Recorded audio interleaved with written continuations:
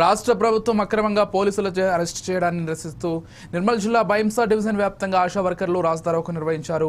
బైంసా పట్టణంలోని అంబేద్కర్ విగ్రహం ముందర ఆశా వర్కర్లు ధర్నా చేపట్టారు.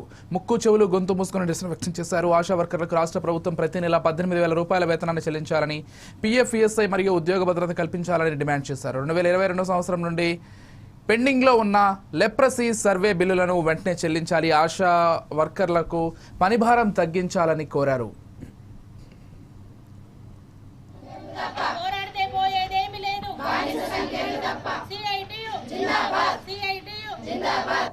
కనీస వేతనం 18,000 ఇచ్చేంత వరకు పీఎఫ్, ఈఎస్ఐ సౌకర్యం కల్పించేంత వరకు మట్టి 50 లక్షల ఇన్సూరెన్స్ ఇచ్చేంత వరకు ప్రభుత్వం ఉండి వైఖరి ప్రభుత్వం ఉండి వైఖరి పోరాడితే పోయి పారితోషకం మాకద్దు, పారితోషకం మాకద్దు, పారితోషకం మాకద్దు, కనీస వేతనం 18,000 ఇచ్చే